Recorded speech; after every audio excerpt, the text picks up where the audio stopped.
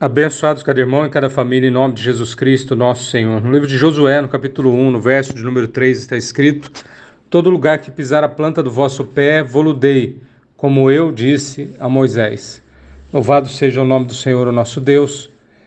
Nesse trecho, nessa porção da palavra, Deus fala com Josué e explica para ele uma coisa muito simples, que a terra que Deus havia prometido e convidado eles a conhecerem, que Deus os daria, assim como o próprio Deus havia falado. Deus não disse para o povo hebreu para que eles visitassem a terra e talvez, quem sabe, Deus daria aquela terra para eles.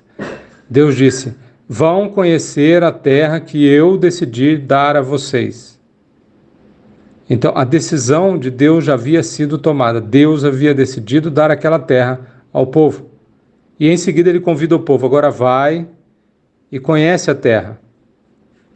Quando a gente transporta esse pensamento para a nossa realidade de hoje, a gente vê algumas coisas importantes. Primeiro, quanto mais a gente lê a Bíblia, mais a gente conhece as promessas que o Deus tem para as nossas vidas e famílias. Em outras palavras, quanto mais a gente lê a Bíblia, mais a gente conhece a vontade de Deus para nós. E fazendo um paralelo, quanto mais a gente lê a Bíblia, mais a gente entende quais são as terras que Deus quer nos dar por direito e herança. Então, a sabedoria, os dons do Espírito, saúde física, prosperidade, de tudo isso que a gente sonha tanto, os seres humanos suspiram para obter, de tudo isso, o que Deus realmente prometeu para nós, nos deixou como promessas, como legados, como herança, e estão retratados na Bíblia? Pois bem, só sabe quem lê a Bíblia. O convite está feito. A direção já está dada. A informação já está lá. Existem centenas de promessas de Deus explicitadas na Bíblia, direcionadas para as nossas vidas, e que muitas pessoas, muitos seres humanos não sequer imaginam que poderiam alcançar, porque simplesmente não levam a sério a ideia de que ler a Bíblia é uma coisa muito boa. Então esse é o primeiro ponto, um ponto importante. Se as promessas de Deus estão contidas na Bíblia, se os convites que Ele nos faz para olhar algumas terras, algumas heranças que Ele quer nos dar, estão na Bíblia, sábio é aquele que se debruça sobre a Bíblia e conhece ela intimamente, lê, medita, entende e pratica o que está na palavra de Deus. Na sequência desse capítulo de 1 Josué, existe inclusive a pedagogia de Deus. Conhece a palavra, medita na palavra, entende a palavra e coloca ela em prática, e você vai fazer o seu caminho ser bem sucedido. O princípio é: primeiro conhece, depois medita, depois entende, depois pratica. E é aí que a gente entra nesse segundo aspecto, que também está contida nessa porção. Deus mostrou a terra que Ele já tinha decidido dar para Josué, mas Josué teve que pôr o pé lá. Deus não pegou Josué no colo e o levou até lá.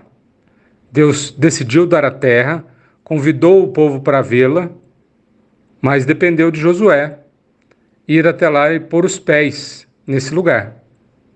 Então sim, nós precisamos ter atitude para conhecer as promessas de Deus, mas temos que ter atitude também para irmos ao encontro daquilo que Deus tem para nós. Não só aquilo que Ele quer edificar dentro de nós, os frutos do Espírito, por exemplo, os dons, os talentos, a sabedoria que vem do alto, coragem, ousadia, fortaleza, sensibilidade e todas as coisas boas que Deus quer desenvolver dentro de nós, mas também as coisas que Ele quer desenvolver fora de nós. A nossa capacidade de imitar o nosso Pai. Deus é agricultor, portanto a gente deveria também zelar por aquilo que está ao nosso redor. Palavra semente, o que a gente fala cresce ao nosso redor. O que a gente pensa normalmente cresce dentro da gente. E é por isso que, aos olhos do povo que desistiu, eles pensavam que eles eram como gafanhotos. E basicamente foi assim que eles morreram, né? Como gafanhotos secos no deserto. Então, se é importante a gente ter em mente que Deus é poderoso para edificar dentro de nós as coisas boas que Ele tem para nós, Ele também é poderoso para aperfeiçoar o seu poder na nossa fraqueza, de forma que ao nosso redor a gente também semeie as coisas que Deus decidiu fazer frutificar nas nossas vidas. Afinal de contas, o reino de Deus é paz, alegria, justiça. E é sobre essa palavra que eu oro, Pai. Em nome de Teu Filho Jesus Cristo, nós Te rendemos toda a honra, glória, louvor, poder e exaltação, sabendo que só o Senhor é Deus e nós somos o Teu povo, que a Tua palavra é viva, verdadeira e fiel, é cheia de promessas para cada um de nós, e pelo Teu Santo Espírito, pelo poder da Tua presença, Pai, eu creio que nós podemos ser conduzidos pelo Senhor, em poder e ousadia, para pisarmos, tomarmos posse de tudo aquilo que o Senhor tem para nós, Pai. Não apenas para que sejamos abençoados, mas também para que sejamos um canal de bênção nessa geração. Em nome de Jesus. Amém.